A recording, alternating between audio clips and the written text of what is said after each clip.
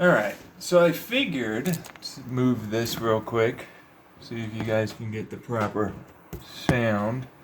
Alright, so I figured real quick I'd explain where I got the concept from. It's actually from a Tesla turbine, my vacuum turbine. The reason why it worked that way out in my head is because it's like, how does a Tesla turbine become better? And the only way with air is really to create vacuum areas on the stator sides and the insides of the blades that have a degree of less resistance on one side and a greater degree of flow. Basically, it's like I'm creating, those little blades, those stator blades, as they spin, they'll create small pockets of counter rotation, but you don't really want counter rotation.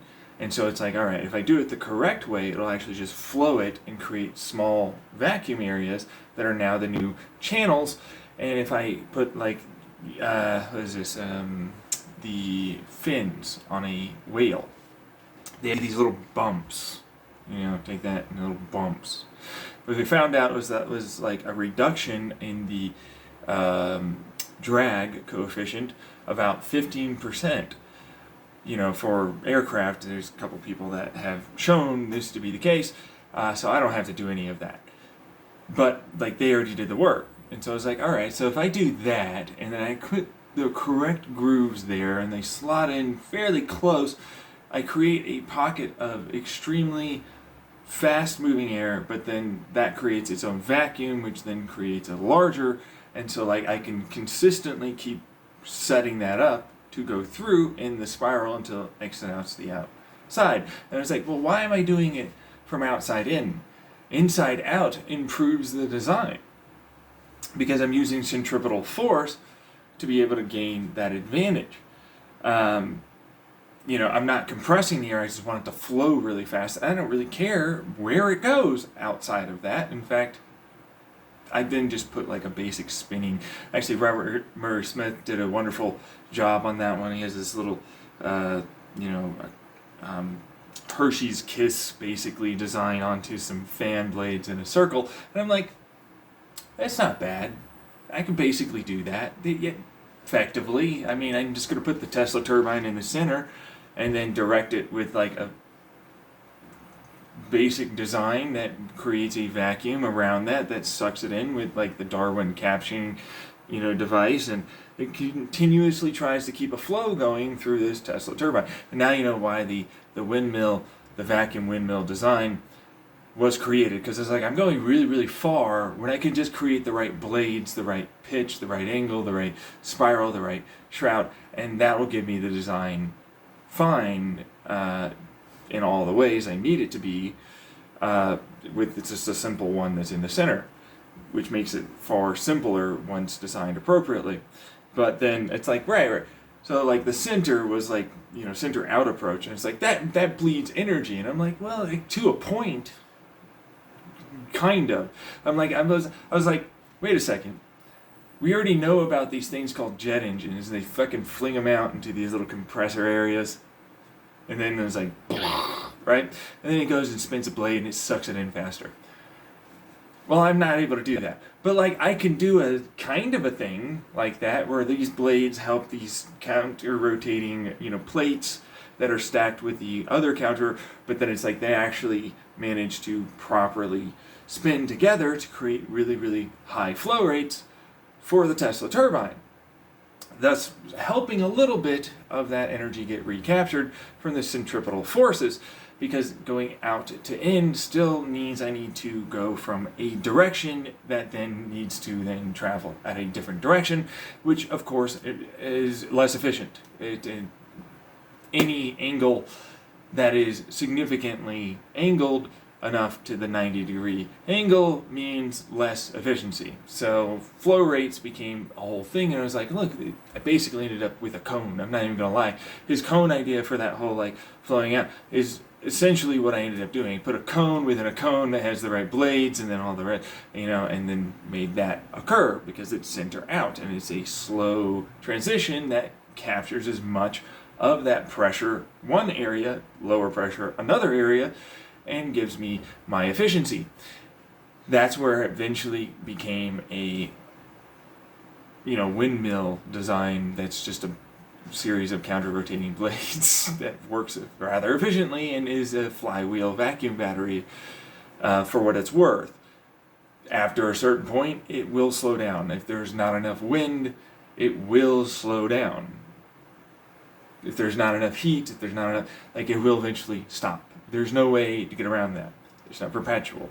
But typically, you can design it to run in a capacity that is altering its profile effectively to create a larger degree and smaller degree of vacuum profile during a less hot or more hot or less altitude, quotation marks, meaning less wind, versus more wind kind of thing. Which is why I decided to design it like that, because that's far more efficient and it makes way more sense as a turbine kind of style windmill to do.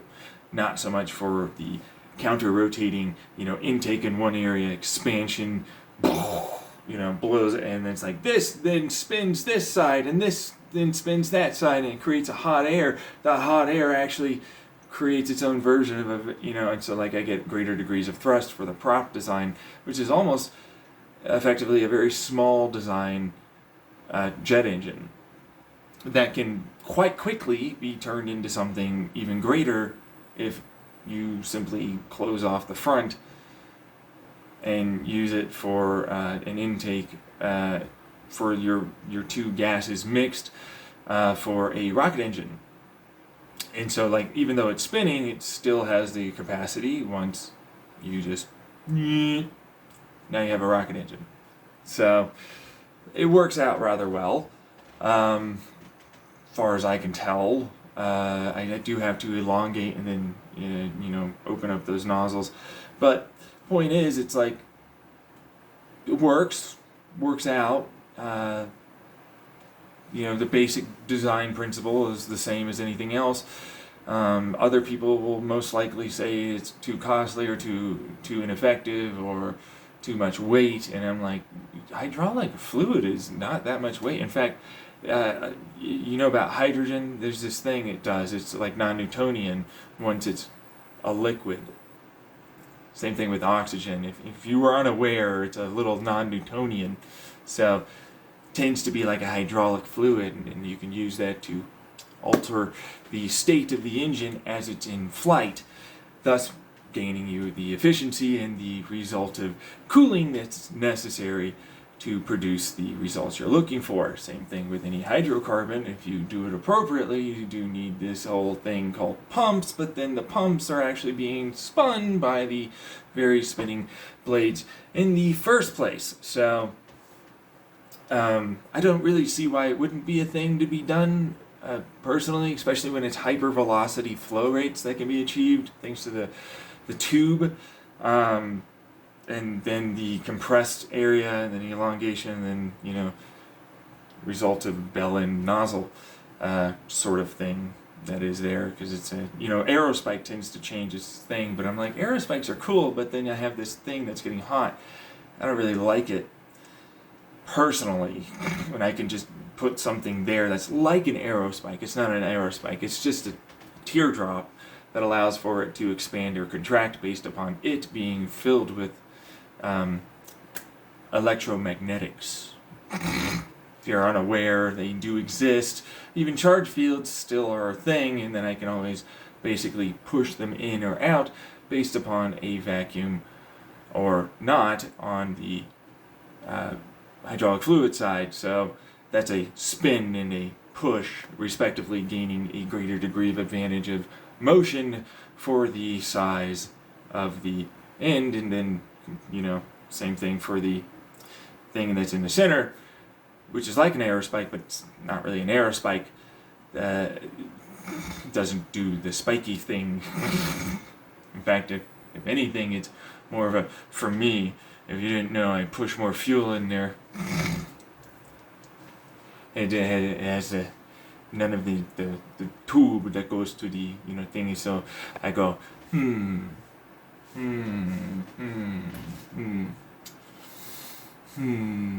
know, there's a way to make this cooled. If I make a boundary layer that's like the latent frost effect, that is essentially going to have like a little bit of, you know, leaned out, can still be burned oxygen, shoving some hydrogen in there or something. You know, there's nothing saying I can't do it. In fact, that would be really advantageous for higher altitude aircrafts, afterburners, if we're being honest.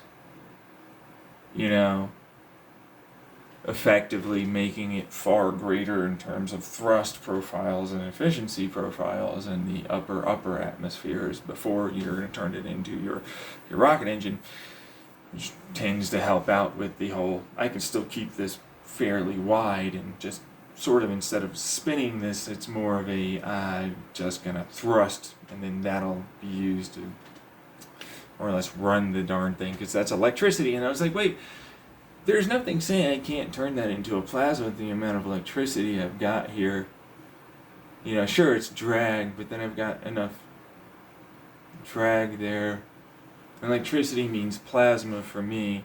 Plasma then can turn into, with the rotation, centripetal, centrifugal effect that is these blades, then I have, with the correct copper coiling and 3D printing design, I can then make a plasma injector, then into the point where it is a version of a particle accelerator plasma injector, which is like, why would you do that? And it's like, because it then creates a crash out effect.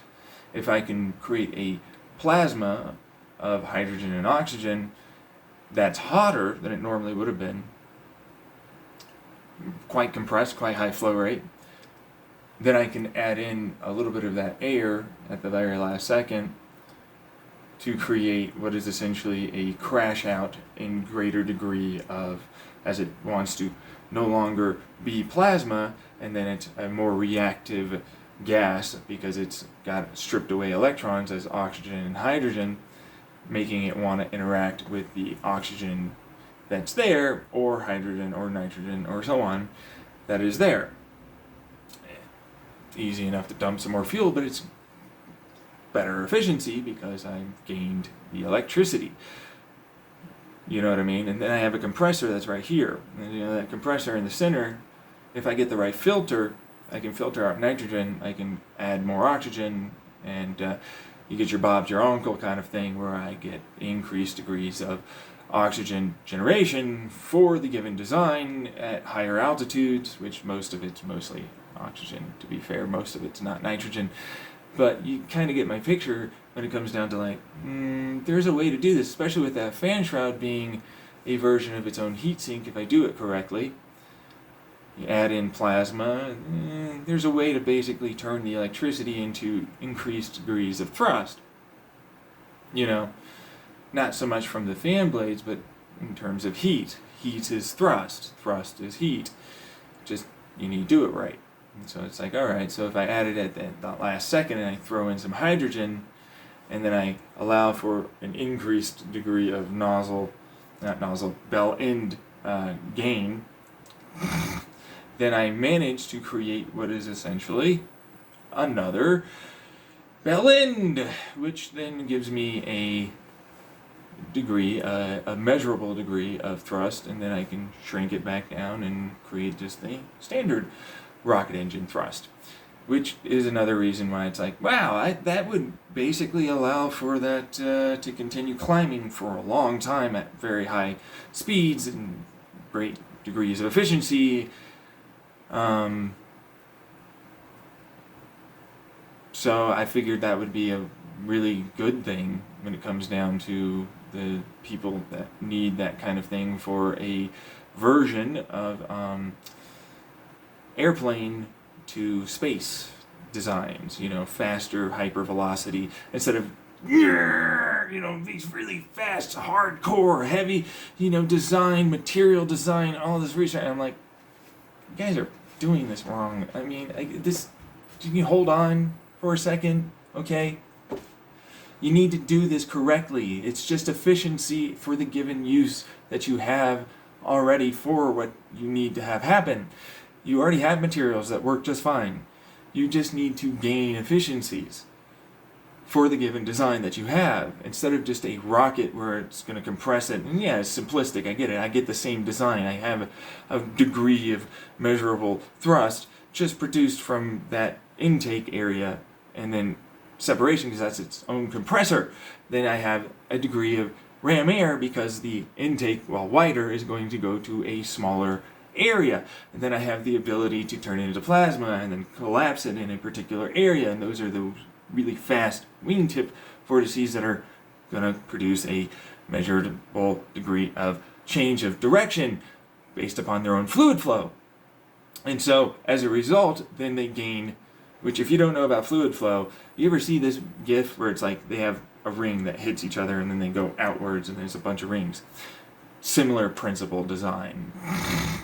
So, as it goes through the center and everything else, it then mixes and then reburns. You get plasma on the outside and you get air and fuel in the center, and it goes and has only really one direction, and you create a greater degree of heat profile there, but then that heat wants to get sucked away by something that's less hot, and as a result it then mixes and crashes out of being plasma into a very highly reactive combustion gas, exhaust gas, that can then be added, because it's leaned, at the end, which can then just be an extender piece. And if you don't know, it's just like there's a spray shroud that's over here, and then I go brrrr.